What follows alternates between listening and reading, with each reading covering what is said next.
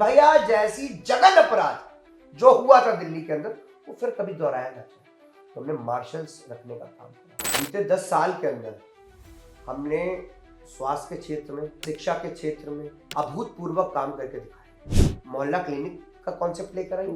पहली पार्टी एक ऐसी थी जो बुजुर्गों को मुफ्त में तीर्थ यात्रा देकर आई। पॉलिटिकोस में आपका बहुत बहुत स्वागत है। मैं हूं आपके साथ ईशांक दीक्षित। दिल्ली चुनाव की अगर बात कही जाए तो 5 फरवरी से शुरू होगा, 8 फरवरी को परिणाम आएगा। लेकिन अगर बात करें तो वहाँ देखा जा सकता है इस बार फ्री की जो रेवड़ियाँ हैं बहुत बढ़ती नज़र आ रही हैं। किसी भी पार्टी को आप ले लीजिए, लगातार आप खबर देख लीजिए तो फ्री की जो रेवड़ियाँ हैं लगातार बढ़ती नज़र आ रही हैं। आखिरकार जो आम आदमी पार्टी है उसकी क्या रणनीति है, क्योंकि हर बार वो एक विजेता के रूप में देखी जाती है और केजरीवाल जी जो मुख्यमंत्री थे अब इस टाइम आतिशी हैं। तो देखा जाए तो इस बार उनकी ऐसी कौन सी रणनीति है जिसको लेकर वो लगातार चर्चा में है। इस बार के विधानसभा चुनाव की बात कही जाए तो आप किन किन क्षेत्रों को प्राथमिकता दे रहे हैं? जैसे क्षेत्र की बात कही जाए, चिकित्सा, शिक्षा, तो किन किन क्षेत्रों में इस बार आपकी प्राथमिकता रहेगी कि इस क्षेत्र में और अधिक विकास करने की ज़रूरत है?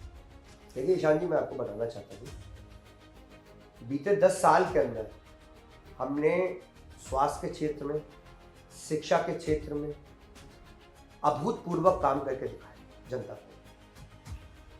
जिस स्तर से, जिस तेजी से आम आदमी पार्टी का विकास हुआ, जिस तेजी से दिल्ली के लोगों का विकास हुआ, वो आपके दर्शकों ने जानते हैं और देखा भी है।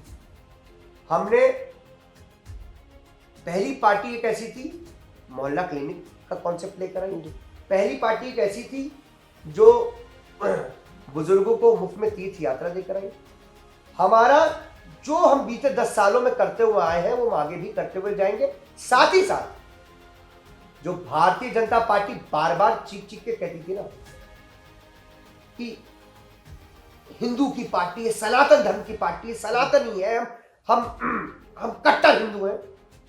मैं आपके दर्शकों को बताना चाहता हूं, भारतीय जनता पार्टी बनी हुई हिंदू पार्टी है, बने हुए हिंदू हैं।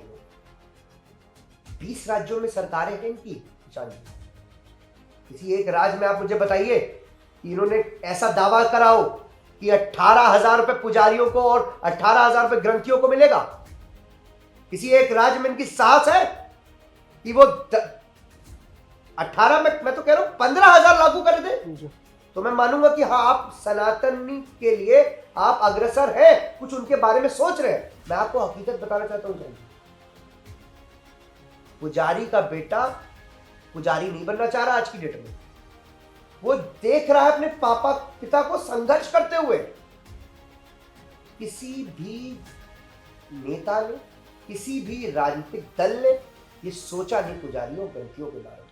वो अपना जीवन इसी त्याग और तपस्या और पूजा अर्चना में निकाल देते हैं।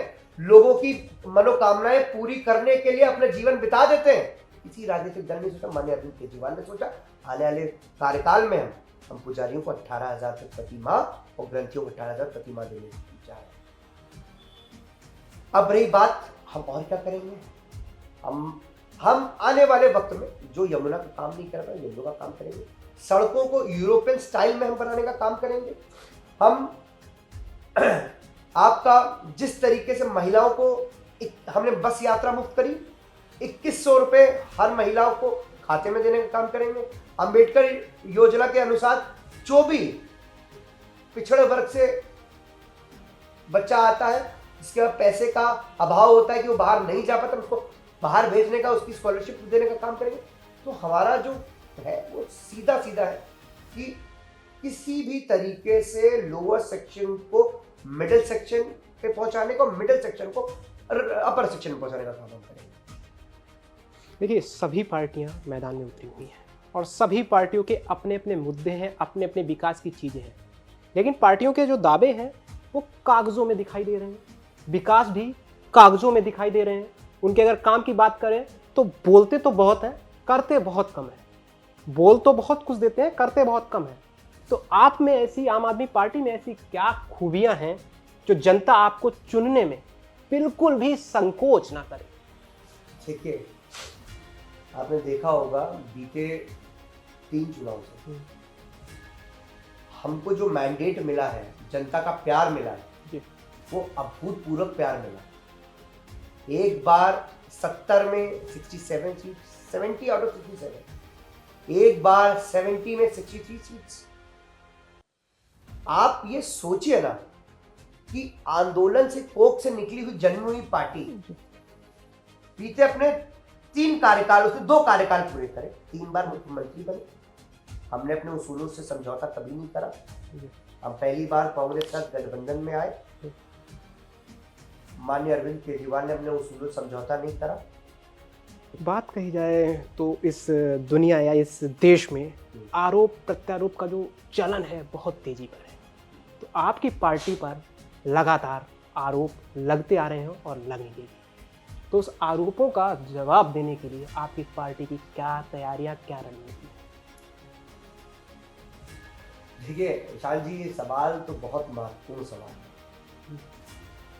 मैं बताना चाहता हूं कि अभी मैंने थोड़ी देर पहले आपको बोला, बीते 2 सालों के अंदर आम आदमी पार्टी ने जितनी यातनाएं झेली हैं उतने किसी ने यातनाएं झेली।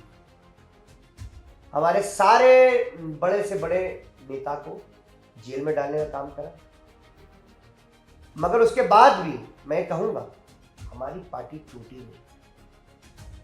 भारतीय जनता पार्टी ने हर वो संभव प्रयास करा जिसमें आम आदमी पार्टी खत्म हो जाए, निस्त नाबूद हो जाए, मगर वो अपने इस मंसूबे पे नाकाम रहे। हम लोग आंदोलन से की कोख से जन्मे हुए हैं शान जी, हम लोग जल के तप के आए हुए लोग हैं। हम क्या भारतीय जनता पार्टी की बदर हुड़कियों से डरेंगे क्या? नहीं, कभी कदापि। हमारे नेता जेल से बाहर ना आए होते। मानी सर्वोच्च न्यायालय की टिप्पणी है that you have brought the case under the money laundering, where is the money trail। ऐसी कड़ी कड़ी टिप्पणी सर्वोच्च न्यायालय द्वारा दी गई है। और ये क्या आरोप लगाते हैं? ये आरोप क्या लगाते हैं? आरोप लगाते हैं शान जी, फर्जी कथा कथित शराब घोटाला।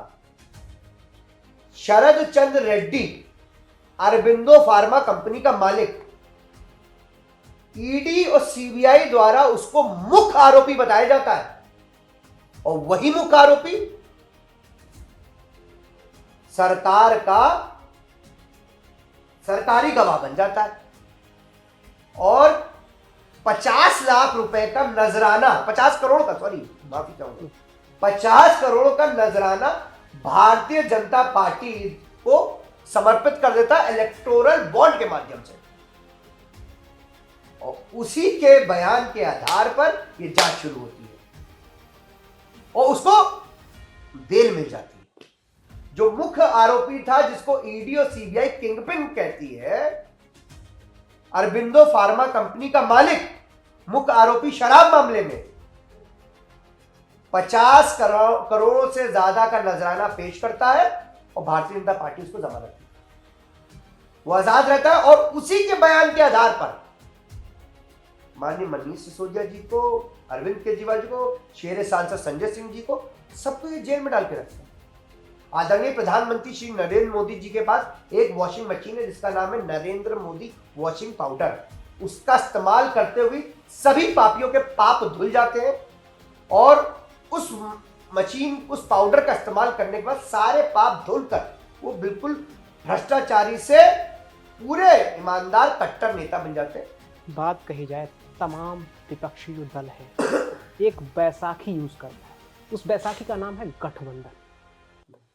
तो उस बैसाखी को आप इस्तेमाल नहीं किए क्या? इस चुनाव या इसके बाद इस बैसाखी को इस्तेमाल करने का विचार कर रहे हैं क्या? बैसाखी का अर्थ एक बार फिर बता देता हूँ, गठबंधन। विशाल जी, मैं आपको बताना चाहता हूँ, बैसाखी की जरूरत उनको होती है जिनके हाथ और पैर कमजोर हैं। भारतीय आम आदमी पार्टी का सीधा दिल्ली के अंदर किसी से अगर चुनाव है, किसी से अगर लड़ाई है, तो वो है आपकी भाजपा से। एक तरफ देश की कट्टर ईमानदार पार्टी आम आदमी पार्टी और एक तरफ सबसे भ्रष्ट पार्टी, झूठी पार्टी, गाली गलौज वाली पार्टी भारतीय जनता पार्टी। रही कांग्रेस की बात, बीते 2 बार के चुनाव में हमने देखा कि कांग्रेस का खाता भी नहीं खुला और जिस हिसाब से सर्वेज हो रहे हैं, जिस हिसाब से रिपोर्ट्स आ रही हैं, इस बार भी कांग्रेस का किसी भी प्रकार का धरातल दिल्ली में नहीं है। तो हमको बैसाखी की जरूरत नहीं है, 1 to 1 हमारी दिल्ली के अंदर लड़ाई। अब बात आ जाती है सुरक्षा और महिला सुरक्षा की। तो इस चुनाव में आपकी पार्टी आम आदमी पार्टी जो है उसने क्या कुछ रणनीति या नई योजनाएं तैयार की है? क्योंकि महिला की सुरक्षा को लेकर लगातार आप देख रहे हैं देश में जो चीज़ें हो रही हैं, घटनाएं घटित हो रही हैं, उनको लेकर महिला की सुरक्षा के हालांकि पहले से कुछ नियम है, लेकिन इस बार कोई नई योजना है ऐसी जो महिला की सुरक्षा और लोगों की सुरक्षा को दमदार और ज़्यादा दमदार कर सके? देखिए, आपको अगर याद हो, आम आदमी पार्टी दिल्ली के अंदर हमारी सरकार है, दिल्ली केंद्र शासित प्रदेश है। हमारे दिल्ली के अंदर कानून व्यवस्था जो है वो आदरणीय अमित शाह जी के हाथों पे है, सेंट्रल गवर्नमेंट के हाथों में। बीते कुछ सालों से मैं देख रहा हूं और आपके दर्शक भी जान रहे हैं, दिल्ली के अंदर क्राइम रेट में बढ़ोतरी आई है और ऐसी वैसी बढ़ोतरी नहीं आई है। खुलेआम सड़कों पे गैंग वॉर हो रही है, खुलेआम महिलाओं का, बच्चियों का रेप हो रहा है, गैंग रेप हो रहा है, खुलेआम वहां पर लूट मार की घटनाएं हो रही हैं, हत्याएं हो रही हैं। तो दिल्ली की जनता ये बहुत अच्छी तरह जानती है कि जो कानून की सुरक्षा की बात है वो अमित शाह जी के हाथों में, भारतीय जनता पार्टी के हाथों में, जिसमें वो पूरी तरीके से निकम्मे हैं, वो उस पर असफल है पूरी तरीके से। और मैं आपके दर्शकों को याद दिलाना चाह रहा हूं, हमारे यही आदरणीय प्रधानमंत्री नरेंद्र मोदी जी की भतीजी थी, वो दिल्ली आई थी। दिल्ली आई थी तो उनका पर्स किसी ने लूट के भाग गए थे और जो पर्स लूट के भागे थे उनके चोरों को ढूंढने का काम अगर किसी से हुआ था तो अमित शाह जी की जो पुलिस थी, हम माननीय अरविंद केजरीवाल के 3.5 लाख से ज्यादा लगाए हुए कैमरे के माध्यम से चोरों को पकड़ने का काम करा था।